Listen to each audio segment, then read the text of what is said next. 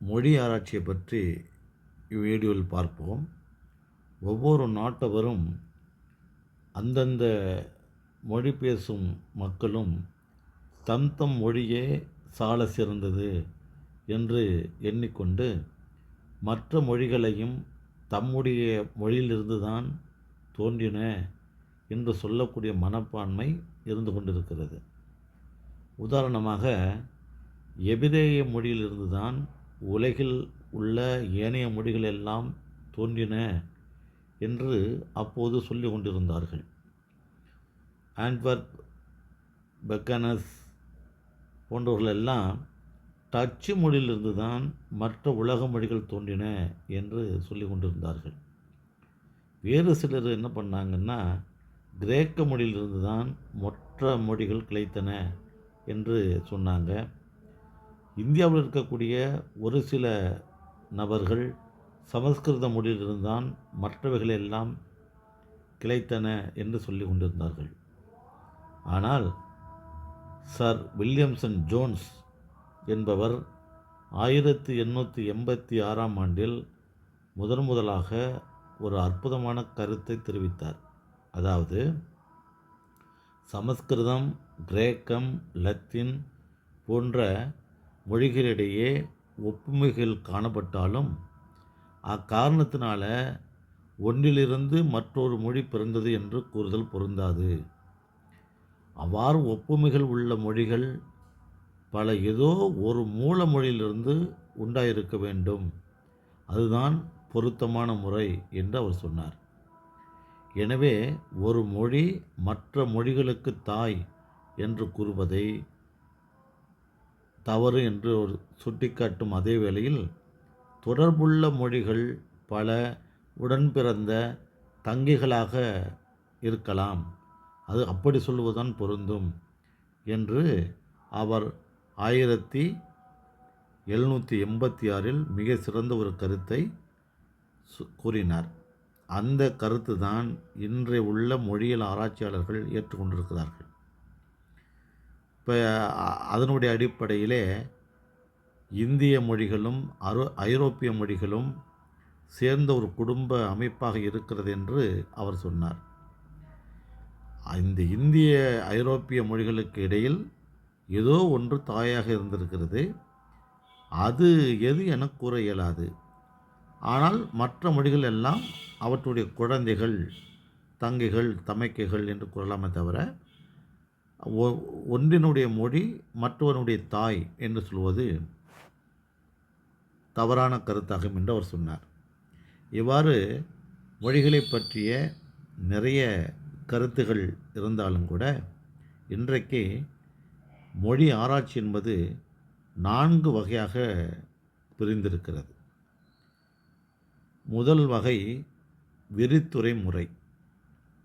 அதாவது, ஒரு குறிப்பிட்ட மொழியை எடுத்துக்கொண்டு ஒரு குறிப்பிட்ட காலகட்டத்தில் அம்மொழியில் உள்ள நிலை என்ன என்று ஆராய்வது தான் விரித்துரை முறை என்று பெயர். இப்போ ஓராண்டிற்குள் அந்த மொழியினுடைய நிலை என்ன, வளர்ச்சி என்ன, 10 ஆண்டுகளில் அந்த மொழியினுடைய நிலை என்ன, வளர்ச்சி என்ன, 100 ஆண்டுகளில் அந்த மொழியினுடைய நிலை என்ன, வளர்ச்சி என்ன என்ற முறையிலே ஆய்வு செய்வது தான் விரித்துரை முறை என்று பெயர். இப்போ எடுத்துக்காட்டால், 9ஆம் நூற்றாண்டில் தமிழ் மொழியின் நிலை எவ்வாறு இருந்தது என்று ஆய்வு செய்யக்கூடிய ஒரு முறை, அல்லது 1885இல் எவ்வாறு இருந்தது என ஆராய்ச்சி செய்யக்கூடிய முறைக்கு தான் விரித்துரை முறை அப்படின்னு பேர். அதுக்கடுத்து 2வது முறை வரலாற்று முறை. இந்த முறையில் ஒரு குறிப்பிட்ட காலத்திலிருந்து வேறு ஒரு குறிப்பிட்ட காலம் வரையில் அந்த மொழியினுடைய நிலை என்ன, அவருடைய வளர்ச்சி என்ன, மாறுபாடு என்ன, வீழ்ச்சி என்ன என்று ஆராய்வதுக்கு தான் வரலாற்று முறை ஆராய்ச்சி என்று பெயர். ஒரு மொழி பேசத் தொடங்கிய காலம் முதல் தற்போது உள்ள காலம் வரை கூட இந்த முறையில் ஆராய்ச்சி செய்ய முடியும். அல்லது இப்போ உதாரணமாக 1915 முதல் 1950 வரை தமிழ் மொழியினுடைய நிலை எவ்வாறு இருந்தது, அது அதனுடைய வளர்ச்சி எவ்வளோ இருந்தது, வெவ்வேறு மதம் சார்ந்தவர்கள், கலாச்சாரம் சார்ந்தவர்கள், பண்பாட்டை சார்ந்தவர்கள் இந்த மொழிக்குள் ஊடுருவுகிற போது மொழியினுடைய தெரிவு நிலை என்ன என்றெல்லாம் ஆராய்ச்சி செய்வதுதான் வரலாற்று முறை ஆராய்ச்சி என்று பெயர். அடுத்து ஒப்பியல் முறை, கம்பேரிட்டிவ். பல மொழிகளை ஒன்றிணைத்து செய்யப்படுவது. இப்போ ஒன்றோடு ஒன்று தொடர்புடைய மொழிகளையும், இப்போ உதாரணம்னா, இப்போ நம்மளுடைய திராவிட மொழி குடும்பம் இருக்குது. திராவிட மொழி குடும்பம் அப்படின்னா தமிழ், தெலுங்கு, கன்னடம்,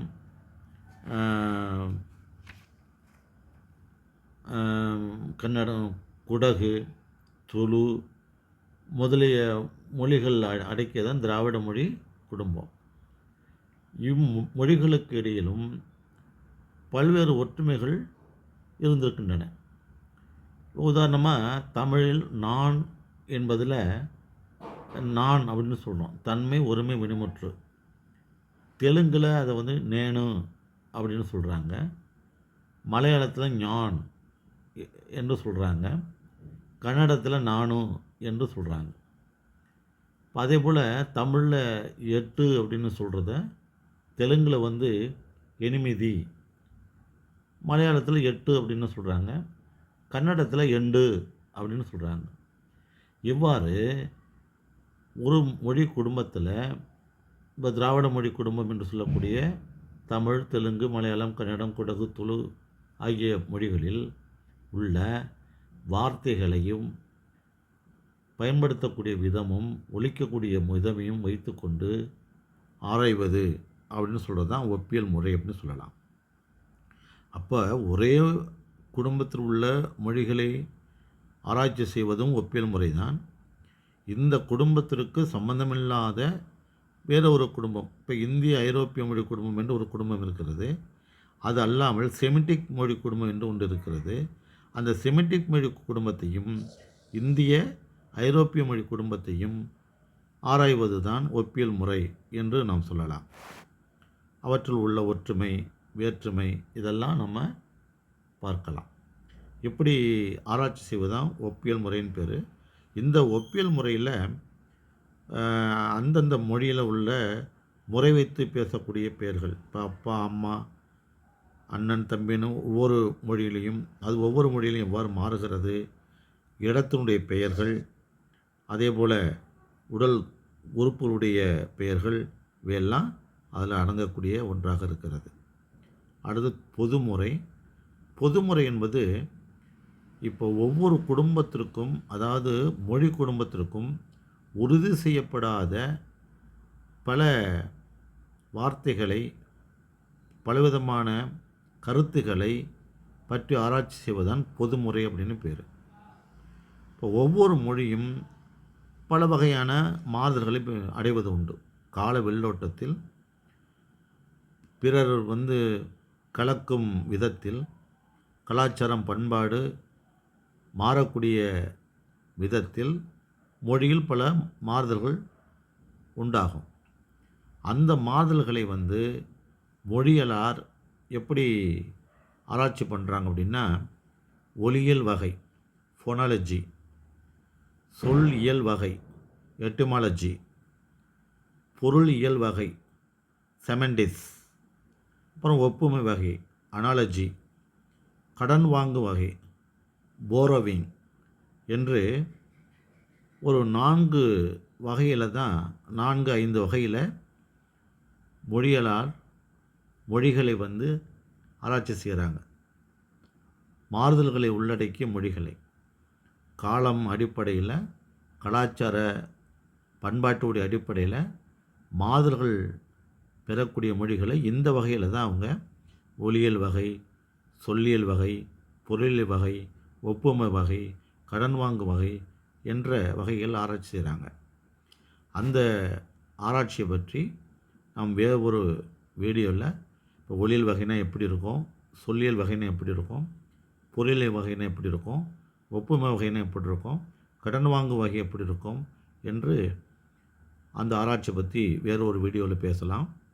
எடுத்துக்காட்டா எக்கு அப்படின்னு ஒரு எழுத்து இருக்குது தமிழில். இந்த இக்கு என்பது வெவ்வேறு விதமாக தமிழ் ஒலிக்கப்படுகிறது. இப்போ ஒலியல் வகையை பற்றி சொல்கிறேன் ஒரு உதாரணத்திற்கு. இப்போ கப்பல் அப்படின்னு சொல்லும்போது இந்த காவில் உள்ள இருக்கக்கூடிய இக்கு இருக்குது பார்த்தீங்களா, அந்த இக்கு கே சவுண்டு வரும், கப்பல் கேஏ. அதே சமயத்தில் பகல் அப்படின்னு சொல்லும் போதோ அகநானூறு என்று சொல்லும் போதோ அப்போ ஹச்சிய சவுண்டு வரும், ஹ சவுண்டு வரும். இப்போ அந்த இக்கு என்ற வரி வடிவம் ஒன்று தான். கப்பல் என்று சொல்லுகிற போது கேஏ சவுண்டும், பகல் என்று சொல்லுகிற போது ஹச்சிய சவுண்டும் வெவ்வேறு விதமாக உழைக்கப்படுகிறது தமிழில். ஆனால் வரி வடிவம் ஒன்று தான். அதே இக்கு போல தான் ஹான்னு சொல்வதையும் நம்ம பயன்படுத்துகிறோம், கான்னு சொல்வதையும் நம்ம பயன்படுத்துகிறோம். காந்தம்னு சொன்னும் போது கா அப்படின்னு சொல்லும் போதும் அதே இக்கு தான் பயன்படுத்துகிறோம். வரி வடிவத்தில் ஒலி வடிவம் தான் வேறுபடுகிறது. ஆனால் பல்வேறு மொழிகளில் வறுக்க மொழிகளாக இருக்கும். அதாவது ஒவ்வொரு ஒலிக்கும் வெவ்வேறு எழுத்து வரிவடிவங்கள் மாறுபடும். இதை பற்றி பேசக்கூடிய ஆராயக்கூடிய வகை தான் ஒலியல் வகை அப்படின்னு பேர்.